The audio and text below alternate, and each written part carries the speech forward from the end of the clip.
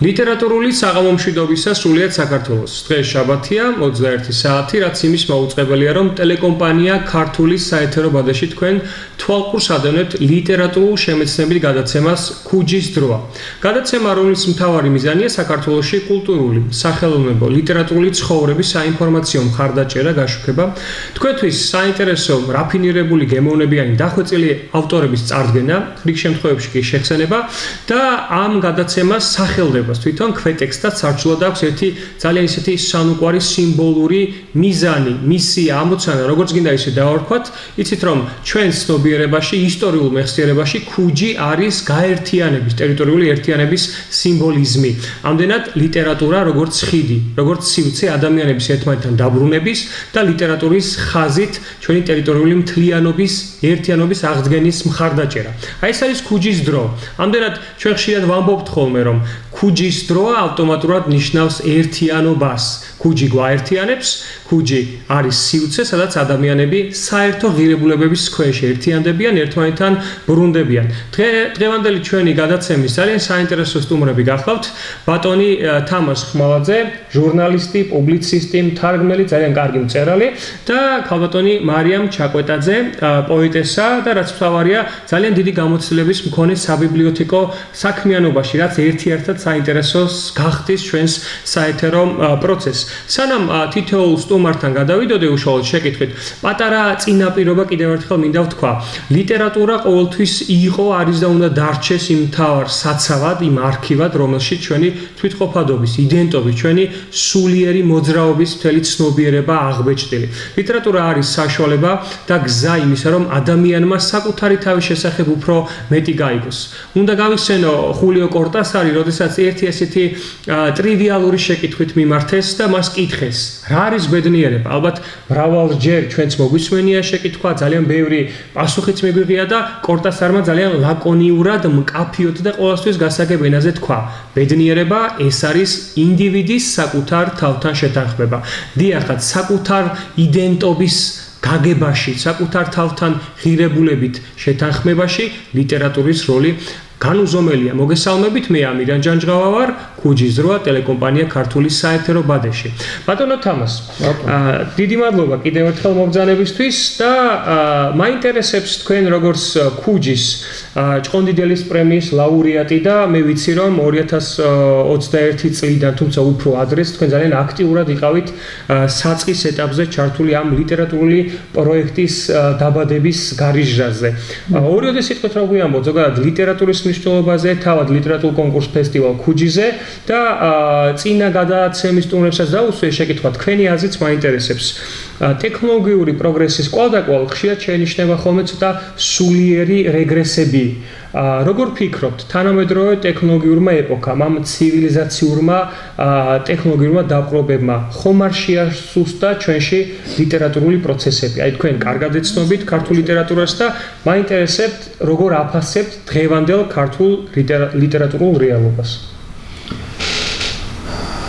დავიწყოთ იმითი, რომ ქუჯის საფუძველი რა იყო, როგორ ჩამოყალიბდა ქუჯი. მისი იდეა იყო. იდეა მოგახსენებათ, შეიძლება ყველას თავში გაჩნდეს, მათქონია რომ თავშია დიდებულმა აზრმა გავუარავო, მაგრამ შიგარაფერი დახვდაო და ჩაქრა. ნამდვილად. ხოდა. აი რომ გაჩნდა იდეა და გაუჩნდა ეს ილია ერქონიას, ისე მოხდა რომ ერთ-ერთ პირველს მე გამიზიარა, რომ უნდა და დაარსებულიყო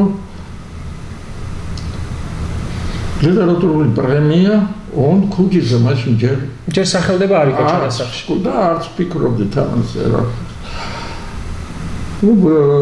იყო ერთი მომენტი რომ ჩემთან ბინაში მეწვია თავისი ლეპტოპით, დავსხედით და რაც ქონდა საფიქრალი იდეა თუ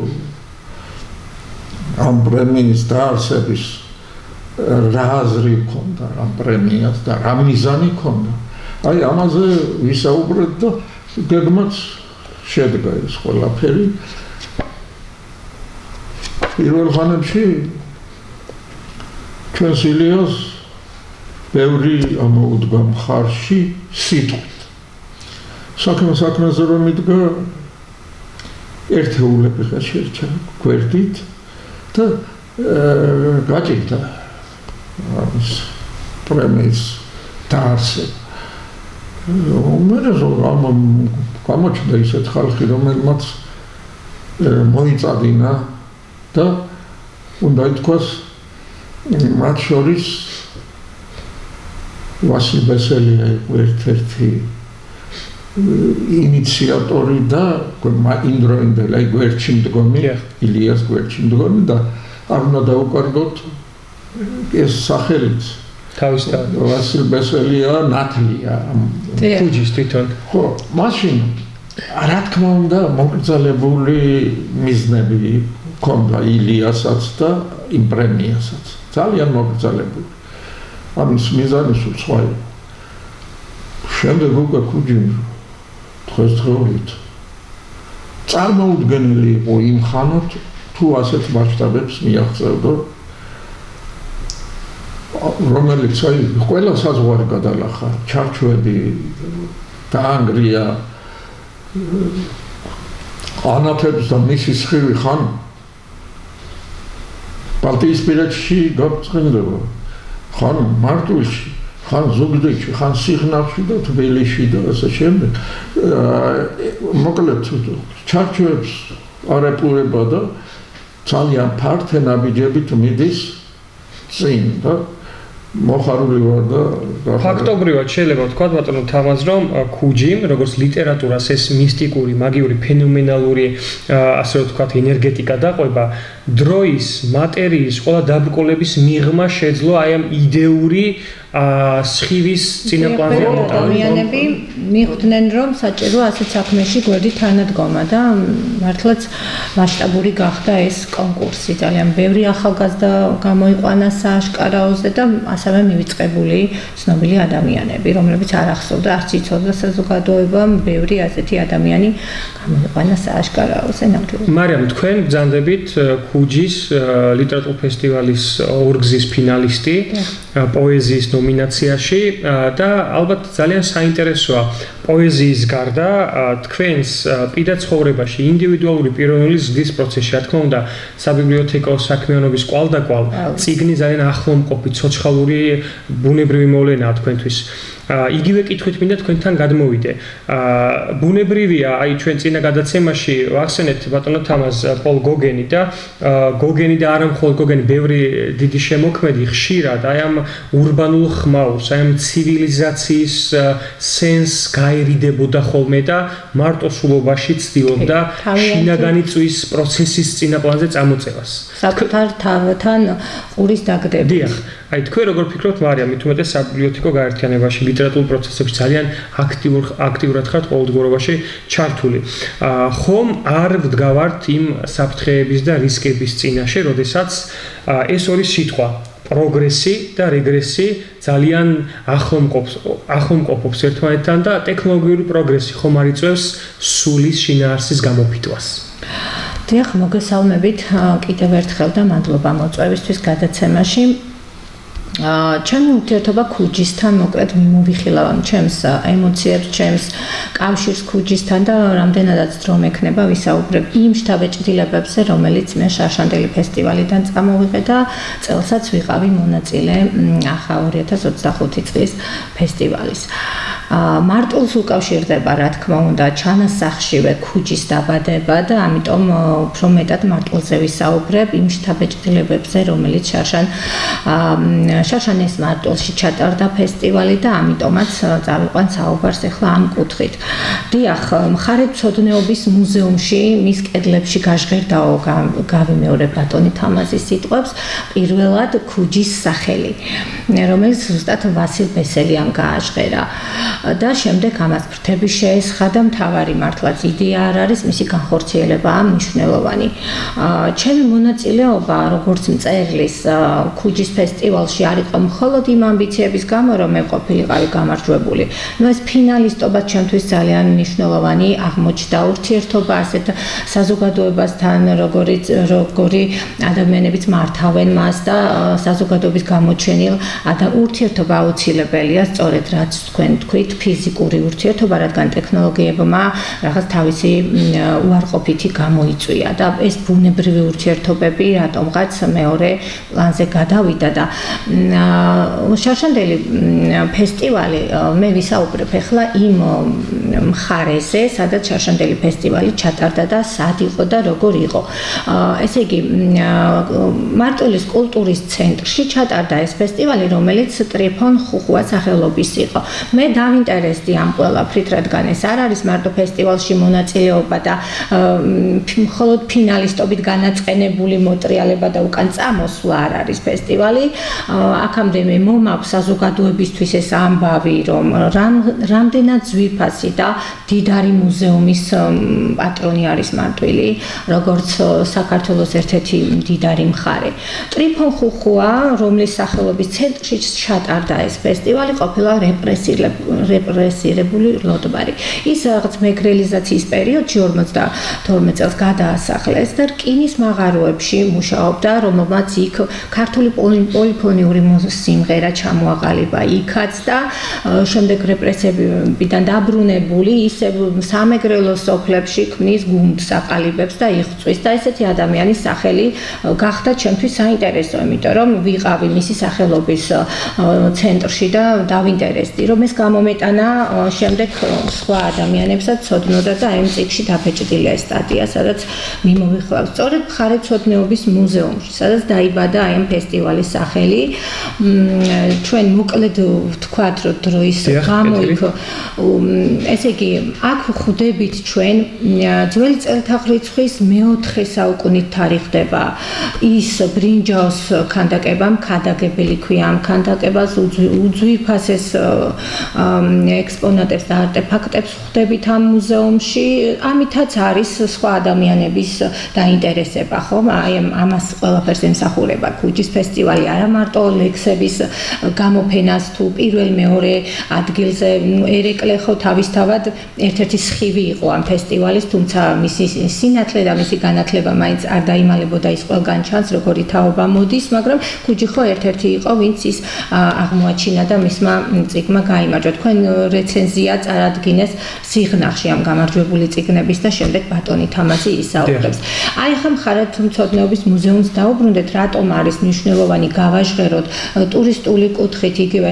იქ ესე იგი ძველი წელთაღრიცხვის მესამე საუკუნით თარიღდება იქ აღმოჩენილი ძველი ქვები, ბრინჯაოს ხანის ძველი ნივთები, ქვის ხანის ნივთები, რომლებსაც თავისი ისტორია აქვთ ხო და ისევ დავუბრუნდები გივი ელიავას, ვინც ეს მუზეუმი დააარსა, ეს არის 1957 წელს აარსებს ამ მუზეუმს და ესე იგი უმდიდრესი აქ მე 60-იან წლებში მონასტრებიდან გადმოტანილი ფრესკებს ვიხილავთ, რომელიც არის ლუკა მახარობლის მთავარანგელოზის ფრესკები, ძალიან მდიდარი ნუმიზმატიკური მასალა, რომელიც ძველი წელთაღრიცხვის მესამე საუკუნეს მოიცავს, ოქროს მონეტები, ვერცხლის მონეტები, ასევე იქ არის ბალახის ჭამელი მარტორქის ყბის ნაწილი, რომელიც ესე იგი 11 მილიონი წლის წინანდელია, ხვდებით რამხელა სიმდიდრე და ეს ყველაფერი იგივე ელიავამ სამეგრელოს მხარეში შეაგროვა, ეს იქნება სენაკი, აბაშა და ჩხოროწყუ, ესე არის მინიშნება, აი ამ მხარეებიდან შეაგროვა.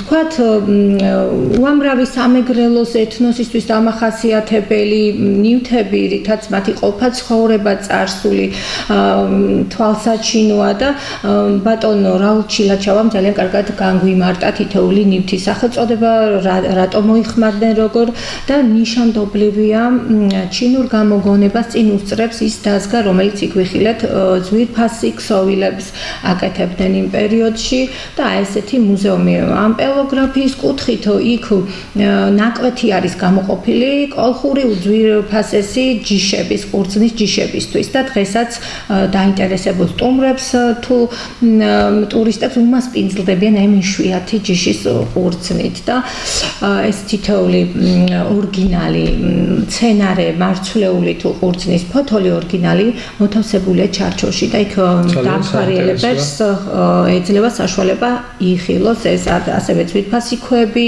სარიტუალო ქვები, 1000 რამ არის, რაზეც საუბარი ძალიან წაგვიყვანს.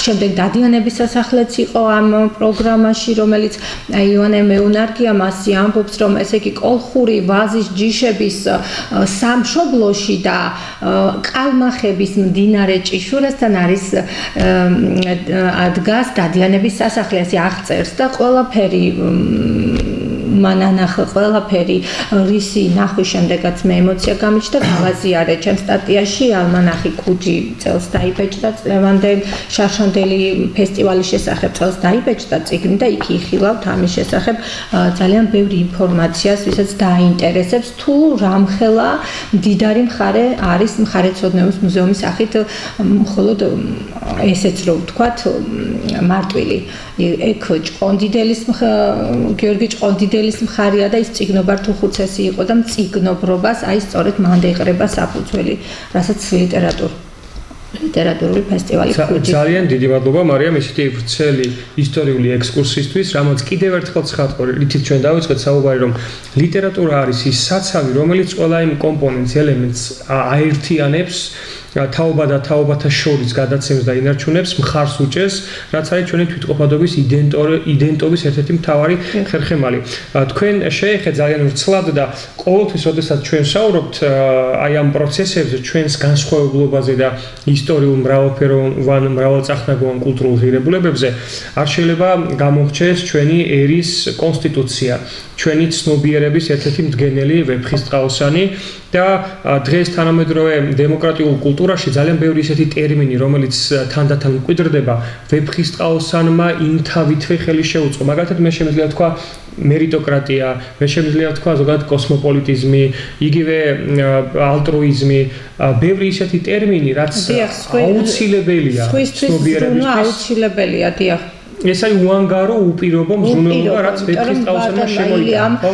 ბესო გვაზავა, ნანა ყვაშილავა და დალი ჯორბენაძე მართლაც უდიდეს საქმეს აკეთებენ. ეს არ არის მხოლოდ გარეგნულად, თქვა პატარა საქმე, როდესაც აერთიანებს ერთი იდეის გარშემო ქუჯი, როგორც საქართველოს გამაერთიანებელი, აერთიანებს ერთი იდეის გარშემო ადამიანებს პირადი ურთიერთობის კუთხითაც, იმიტომ რომ მადლობა უნდა გადავუხადოთ აუცილებლად ბატონ ილიას გულთბილი მოკითხვა თქვენ ბატონი ვასილ ბესელიაც ახსენეთ ბატონ ვასილსაც დიდი მოკითხვა ჩვენგან თქვენ ახსენეთ სიტყვა ურთიერთობები ერთი ასეთი სტატია მაქვს ბატონო თამაზ წაკითხული რომელსაც გაგიზიარებ და მე უკვე შეკითხვით თქვენთან გადმოვალ ასეთი ფაკულტო მანესი ნეიროფსიქოლოგი არგენტინელი რომელიც წერს რომ თურმე ნარკოტიკზე, ალკოჰოლზე, ნებისმიერ სხვა მავნე საშუალებებზე უფრო მეტად საზიანო და ნეგატიური ზემოქმედება აქვს ჩვენს ტვინზე, მის ფუნქციურ გამართულობაზე, იზოლირებას, ცალკემყოფობას, მარტოსულობას. და ამ კვლევების თანახმად 2018 წელს ტერესა მე იყო ბრიტანეთში პრემიერი, რომელმაც შექმნა ესეთი სამინისტრო, რომელიც შეიძლება ცოტა კომიკურად ჟღერდეს ქართულად თარგმნილი. სახელდება ასეთია: მარტოობის სამინისტრო დღესაც არსებობს ბრიტანეთში. რისი თქმა მინდა, ქუჯი, როგორც თქვენ ახსენეთ, გარდა ლიტერატურული პროცესების ხარდაჭერისა და ცნობადობის ამაღლებისა, ხელი შეუწყო ცოცხალ ურთიერთობებს. ადამიანები დააბრუნა ერთმანეთთან. აუცილებლად. ამ ტექნოკრატიულ ხანაში, როდესაც ჩვენ ვირტუალურ, ილუზორულ რაღაც რეალობაში გადავსახავთ. შეიძლება გარკვეულ ადამიანმა წერაც კი შეწყვიტოს იმის გამო, რომ ინტერაქცია არ შედგეს ვიღაცამ ჩემთვის მნიშვნელოვანმა ადამიანმა არ შემიფასოს ლექსი და არ მითხრას, ვისაც დიდი კომპეტენცია აქვს პოეზიისთვის, ლიტერატურმა, რომ აი ეს კარგი ლექსია და თუ არავინ არაფერი თქვა, მე შეიძლება აღარ დავწერო, მხოლოდ ჩემთვის ჩავიკეტო და ეს ძალიან დიდი ტრაგედია, სწორად. აი ბატონო თამაზ, თქვენი აზრი მაინტერესებს. დღეს რამდენად მნიშვნელოვანია თქვენთვის ცოცხალი ურთიერთობები? ძალიან დახვეწილი, რაფინირებული მრავალწახნაგოვანი, მრავალფეროვანი გამოცდილების, შემოქმედების ავტორი ბრძანდებით.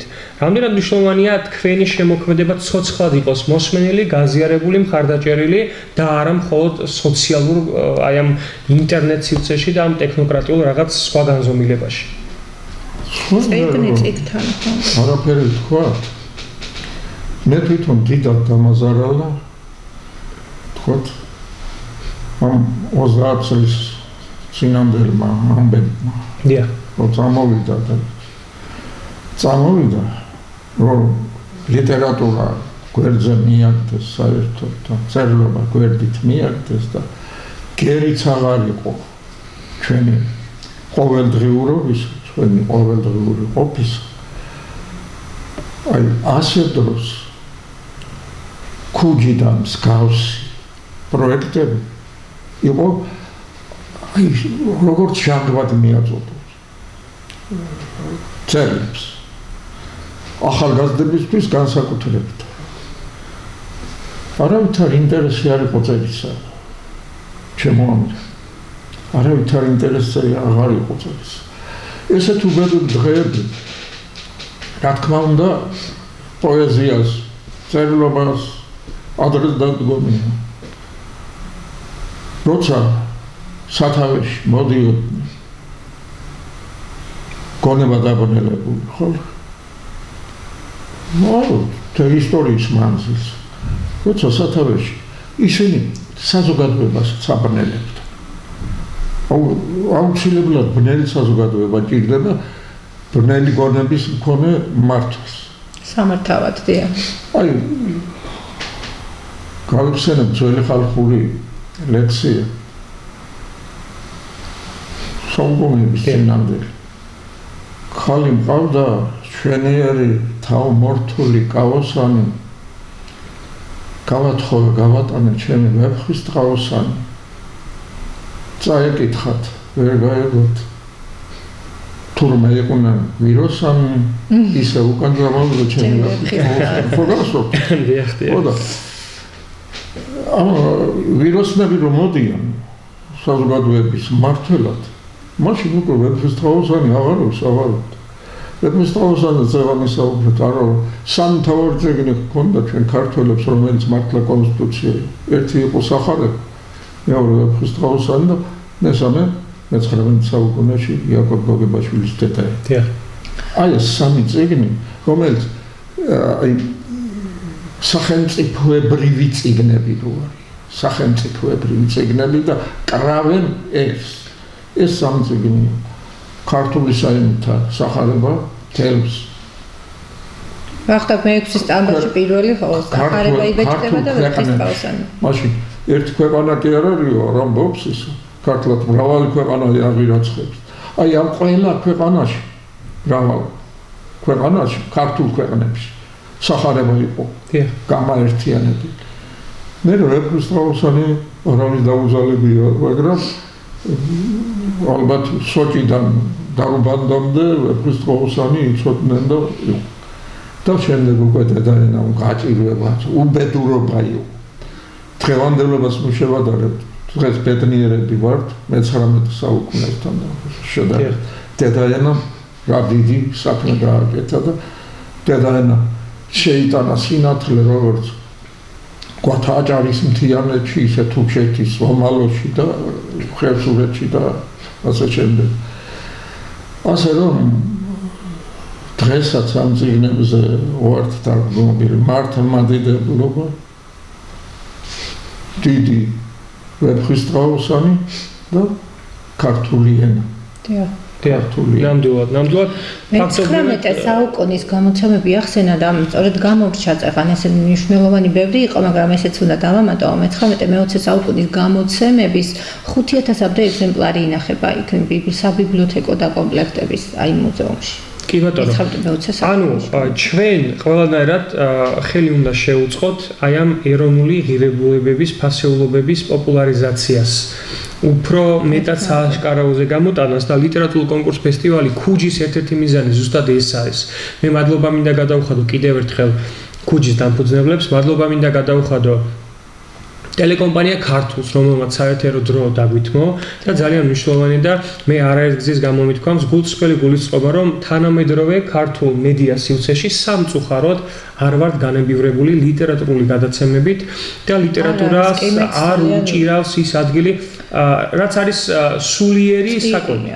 და რატომ არის ლიტერატურა საჭირო? ჩემს პატარა სუბიექტურ მოსაზრებას კიდევ ერთხელ გაგიზიარებთ, გავიხსენებთ ესაია წინასწარმეტყველი წერდა, რომ შურმა შეიპყრა ერი უსწავლელი და მახსენდება ესპანური ლიტერატურის ერთ-ერთი გამოკვეთილი ხმა მიგელ დე უნამუნო, რომელიც წერდა შური ეს არის სულიერი შიმშილი და ფიზიკურ შიმშილზე უფრო მტკივნეულია. უხარებას ხვესა სიხარულსაზე და ესეთი თქმება შურს. ამდენად ახლა მარიამ თქვენთან ვიქნები შეკითხვით, რომ ჩვენი სულიერი შიმშილის შევსებისთვის რა უნდა გავაკეთოთ და რამდენად გვშია დღეს თანამედროვე კაცობრიობას?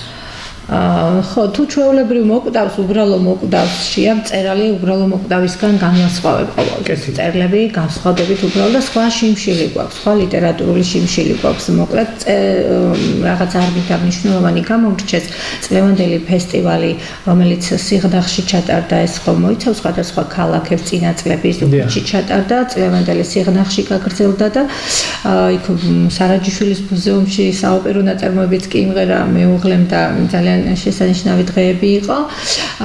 იქ ისა ჩემთვის მნიშვნელოვანი რაღაც მინდა გავაჟღერო, რომ ფინალისტობის გარდა მე გავხდი საგზურის მფლობელი, რომელიც არტბურიანში თოროს მფლობელობა მანანა გეგიძაემ და ბატონმა ელგუჯა მარღიამ მადლობა ქალბატონ მანანას და ბატონ ელგუჯას. ადგილი არაერთი საღამო გამართულა იქ და შემოდგომა არის განსაკუთრებით ჰენრი დავით თოროს ინსპირაციით მან შექმნა ეს სახელოვნებო ადგილი, სადაც მრავალი საღამო ყოფილა. ქუჩის წვლიზე მინდოდა წეღანაც მე თქვა, რომ ესე იგი ადამიანები, რომლებიც დიდ საქმეს აკეთებენ ლიტერატურაში და ამ შიმშილს ჩვენ გვიპურებენ, რომ თქვა გვაპურებენ, ეს იქნება ნომადი ბართაია, ეს იქნება ლერი ალიმონაკის, საერთოდ უპანიშადები, ვინ თარგმნა ადამიანებს ცოდნა არ აქვთ ამის შესახებ ინფორმაცია და ბელაშვილი შაჰნამე, იგივე ბათუ დანელია, ბატონი თამასხმა, გიორგი სიჭინავა, ვინც დააჯილდოვეს მათ გიორგი ჭყონდიდელის სახელობის პრემიებით, ეს ადამიანები გამოდიან სააშკაროზე და საზოგადოებას აიძულებენ მათამდე ყურადღების მიქცევას, იმიტომ რომ ძალიან ბევრმა ამის შესახებ არ იცის და სწორედ აი ამ საქმეს ემსახურება ქუჯი, რომ უფრო მეტი ადამიანი თანამედროვე ლიტერატურის განვითარებასთან ფერხულში ჩართოს და მიადევნონ თვალი რა ხდება დღეს თანამედროვე ლიტერატურაში, იმიტომ რომ ამის შესახებ ცნობები არ აქვს ელემენტარული ტერენტის ბიოგრაფიის ხსენებაზე ადამიანები ვერ მეუბნებიან, ვინ იყო ტერენტის ბიოგრაფი და ელერი ალიმონაკზე იქ რეზო ადამია ვთქვათ, ეხა წეღანაც გამომრჩა უნიკალური ნახატები არის რეზო ადამიანის, ელენი ახვლედიანის, გუდიაშვილის, მოსეთოიძის იმ მუზეუმში ბევრი რამ გამომრჩა და ის სიღნაღზე საუბრობდით წეღან, ხო? სიღნაღში მშვენივრად კულტურის სახლმა უმასპინძლად წლევანდელ გამარჯვებულებს შესანიშნავი რეცენზიები წარადგინეს ბატონმა თამასმა, ელგუჯა მარღიამ და ლია მეტრეველმა გამარჯვებული სახელმძღვანელოები და ეს წიგნები აუცილებლად უნდა იყოს ჩემამდე მოსული, რომ მედიათეკაში მე გავუწიო პოპულარიზაცია დღეს თანამედროვე მწერლობაში. ბეჟუაშვილი გამოჩნდა 15 წლის ბიჭი, რომელიც ჩამოყალიბებული მწერალია და სწორედ ეს გვევალება აი ყველაფრის პროპაგანდა, რომ თანამედროვე მწერლობაში 2-3 ადამიანი იციან და გონიათ, რომ ეს ადამიანები წარმოადგენენ თანამედროვე მწერლობას. სინამდვილეში ძალიან ღრმა, დიდი მწერლები მოდიან და სხვა მასშტაბები აქვს პოეზიას და ლიტერატურას. მარიამ, რადგან წერლობას ლიტერატურაზე საუბრობთ, პოეზიის გარეშე ჩვენი დღევანდელი ეთერი ვერ ჩაივლის. პოეზია, როგორც არ მომბეზრდება ამ ხატოვანი ფრთის გაჟღერება ყოველჯერზე, როდესაც მithumetes მარტვილზე ტერენტიზე ვსაუბრობთ. პოეზია მიცის უეცარი სიხარული და მოდი ვიყოთ გულწრფელები დღევანდელ რეალობას ისე როგორც არადროს ჭირდება ეს ავთენტური გულწრფელი სიხარული, რომელიც ნაკვები შედგენილი და გაჟღენთილი იქნება ამ გემოვნებიანი ლიტერატურით. და მოდი ჩვენს მაყურებელსაც მივცეთ საშუალება, რომ გაჟღერდეს ქუჯის დროში პოეზია. ერთ-ერთი ახალი ლექსი შევარჩიე და წავიკითხავ. წინა დღეებში დაიწერა შემოდგომა სხვანაირად განიცდის პოეტი მაინც და ამიტომ ესეთი განცდები ამ ლექსშიც. მზისათვის დიდხანს მიბჯენილ მზერასავით ფეთქავს თვალებში, ჩახუჭული ბევრი ამბავი. შემოდგომის ფერ ალმურებად გადარბენილი ერთმანეთში, როცა მყოფათში მიმობნეული სიცარიელე შეკრებას იწყებს, სიჩუმის ხმაურს ხრაბალს აბარებ და დამსხვრეული ჩემში არსება შეკრებას ცდილობს ერთმთლიანობად.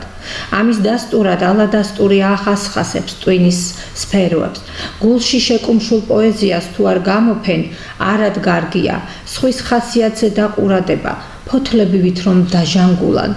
შენ დამიგრძნობა თითქოს გაახმეს, წიგნის იმ გვერდზე მოათავსეს, რომ ხელმეორედ მისაბრუნებლად მიზეზი ნახონ. და შენ იგივე შეგნებით და იგივე განცდით უნდა დახვდე, ასე გიგულეს. ბარხატისებრი მყუდროება მოაქვს ამ ფოთლებს, გიახლოვდება და გაყურადებს. შენშიც შრიალებს ახლა ქარი, შინაგან წვიმას როგორ აკავებ ესმის სამყაროს და ვიდრე სუსხის ჭაღარები შეეპარება, ეს შემოდგომა, ჩემი მზისფერი დიაცია, ფანჯრებთან ასე მოწყენით მჯდარი. ეს იყო ძალიან საინტერესო გაევლება ჩემს ძალიან საინტერესო სურათები. ამდენად ფერწერა და პოეზია შეგვიძლია. შინაგან სამყაროსთან მიმართებით როგორ ესმის თლიან კოსმოსს, კარგად იყო ეს სურათ ხატებით წარმოჩენილი და ქუჯის კარგად ესმის, რომ დღეს ქართულ სინამდვილეს ყველაზე მეტად იცი როგორც არასდროს ჭირდება მეტი ლიტერატურა, მეტი პოეზია, მეტი ცოცხალი ურთიერთობები. ბატონო თამაზ, ჩვენ ნელ-ნელა დასასრულისკენ მივდივართ და თქვენ რომ გაგვიზიაროთ კიდევ ერთხელ თქვენი შემოქმედებიდან, ან ზოგადად ქართული აი ამ პოეტური ამბებიდან თქვენი ხედვები, თქვენი პატარა ჩანართები, რომ ჩვენი ტელემაყურებელი კიდევ ერთხელ გავანებივროთ, იმიტომ რომ ჩვენ ახლა იდეალური და უნიკალური შანსი გვაქვს ხოლმე ამ გადაცემის საეთერო დროში თქვენისთან ადამიანებს უმასპინძლოთ. დიდებული გადაცემა გამოვა ეს გადაცემები რა სერია რომ გაგრძელდება. ძალიან მახარობს ეს ამბავი და მე კიდევ ერთხელ მინდა წარმატება უსურვო ქუჯის, რაც შეეხება მის დამფუძნებლებს. უსურვო რომ ის ენერგია და ის ძალისხმევა, რაც ამ ახმარენ ამ ქუჯის არ გამოლეოდეთ. აი არა ადამიანური ძალისხმებაა, მე რო ვუყურებ პირადადაც ვეუბნებ. მეშინია მეც ხო არ აკეთებთ მეთქი. პირადული ბევრი რამე ანაცვალეს ამ სახალხო და საყოველთაო სახელმწიფოებრივ საქმეს, რასაც ქუჯი ქვია. ქუჯი დღესდღეობით სახელმწიფოებრივი საქმე. ნამდვილად. და უნდა რეალობისგან გასაქცევად ლიტერატურა. უნდა დაინახოს ეს სახელმწიფო და იმაზე მეტად უნდა დაუჭიროს მხარი, ვიდრე დღეს უჭერს. სახელმწიფო რა თქმა უნდა ეხმარება. ეხმარება, მაგრამ უფრო სასურველი იქნება კიდევ უფრო მეტი მხარში დგომა და ნამდვილად ლიტერატურა ჭირდება მხარდაჭერა. 4-ვეს დამფუძნებელს დიდი მადლობა. მათ შორის რა თქმა უნდა პირველ რიგში ილია ერქონიას. დიდი მადლობა კიდევ ერთხელ რა თქმა უნდა ქუჯის და თუ საჭირო იქნება შემოკრება სხვა დროს ვისაუბრებთ, იმიტომ რომ ეს აღარ არის. თქვენი ჩვეული თავმდაბლობა და აი ნოემბრის თვეში ნამდვილად აორგანიზდება საღამო ეკქაჯაიასთან ერთად გაიმართება, იმიტომ რომ ისიც ქუჯის ერთ-ერთი თოროს საბზურის ფლობელი იყო, აქედან გამომდინარე დავაანონსებ ვისარგებლებს თოროს არტბურიანში, თოროს სასტუმროში გაიმართება ეს საღამო ნოემბრის თვეში და აუცილებლად შეგატყობინებთ, ვისაც სურვილი ექნება დაესწრება ჩვენიერი დღეები იქნება. თქვენ წეგან ახსენეთ რეალობისგან გაქცევაო. კიდევ ერთხელ მინდა გავიხსენო ფრიდრიხ ницше წერდა ხელოვნება იმისთვის არსებობს რომ რეალობამ ადამიანი არ გაანადგუროსო. ამაზე კარგი თავშესაფარი. ამას ვსაუბრობთ ის. ნამდვილად და მახსენდება ასევე რომენგარის საოცარი ავტორია იქ ედგან წერს რომ ყველაფერი იმას რაც ჩვენთვის ღირებულია, ჩვენი სულის მკვებავია და ჩვენი პიროვნების მდგენელი ამას გადარჩენა, ამას დამალვა, ამას მოფრთხილება ჭირდება და ხშირად ზუსტად ლიტერატურაა ეს თავშესაფარი და კათარზისი. ის გარჩეული ადამიანები არიან, მოდი მეც გავიხსენებ. ლორკას გამონათქვამს მე ღმერთის მიერ ვარ მოძებული ნიჭით ავტორი, მაგრამ წერალი, მაგრამ მე ვარ პოეტი ჩემი შრომის შედეგად. ამას ყველაფერს შრომა ჭირდება, ვისაც რა თუ რა მიუღწევია, იმის მიღმა არის დიდი შრომა და გალაქტიონის ლექსებს ოფლის უნიასტის უნდა თქვა, ანუ გალაქტიონმა თქვა, ხო, ეს ნიშნავს რომ ის ძალიან ბევრს მუშაობდა და ეს ღვთის ნიჭი არის, რა თქმა უნდა, უპირობოდ, მაგრამ დიდი შრომა და დიდი გარჯადებს ყველა ნაწარმოების უკან, თუ შემდგარი ადამიანის უკან ხო ასეა. ბოლოს მინდა შოთანიშნიანიძე ჩემი ერთ-ერთი რჩეული ავტორია და პატარა კარგი მასავით რომ გამოვიდეს ესეთი პასაჟი, ორსტროფიანი ესეთი ლექსი აქვს. უგზოობისგან გზებმა დამიცვა, მეც სიზმრებია, რაც კი გზებია და ქვეყნად გარდა ჩემი თავისა სხვა არაფერი არ მიწებია. უგზოობისგან გზებმა დამიცვა, მოვსინჯე, რაც კი გზა და ფონია და ქვეყნად გარდა ჩემი თავისა სხვა არაფერი არ მიპოვნია. ნამდვილად გვეპოვნოს ჩვენი თავი. ეს ძიებაა თელი ჩვენი ცხოვრება. და ზუსტადაც ლიტერატურულ კონკურს ფესტივალი ქუჯიც და გადაცემას თავად ეს პროექტი ემსახურება იმას, რომ ჩვენ პირველ რიგში საკუთარი თავის შეცნობის პროცესი გავიარდნით. დიახ, რომ მკითხეს, როდის დაიწყე და როგორ წერა ერთხელაც ჩემს თავს დავაყურადებ, თქვი და როდესაც ჩემს თავს მოვუსმინე, დავიწყე წერა, იმიტომ რომ აღმოჩნდი მარტო ჩვენ აფხაზეთიდან ვართ, როდესაც მე აღმოჩნდი მარტო და ალბათ გვერდით არავინ მყავდა, რომ გამეზიარებინა ეს ჩემი დიდი რაღაც აზრები, ტკივილის, ხამყაროს სხვანაირი აღქმა და ხედვა, ამიტომ ჩემს თავს დავაყურადე და ჩემს თავს ნამდვილად. დიდი მადლობა კიდევ ერთხელ ბატონო თამას, დიდი მადლობა კიდევ ერთხელ ბატონო მარიამ. ლიტერატურულ კონკურსი უღრმესი მადლობა ამ საინტერესო შეფასებისთვის. ლიტერატურულ შემეცნებითი გადაცემა ქუჯის დროა თავის ლოგიკურ დროებით დასასრულს უახლოვდება, ის გრძელდება ყოველ შაბათს ტელეკომპანია ქართულის ეთერში. დაგველოდეთ, ქუჯი გვაერთიანებს და ყველაზე მთავარი, noscete ipsum ლათინური შეგონება, რაც სოკრატემ თავის დროზე დელფოსის ტაძარს წაუმძღვარა, რომელიც ამბობს, შეიცან თავი შენი. და აი ასე ყოფილიყოს, ქუჯი გვაერთიანებს.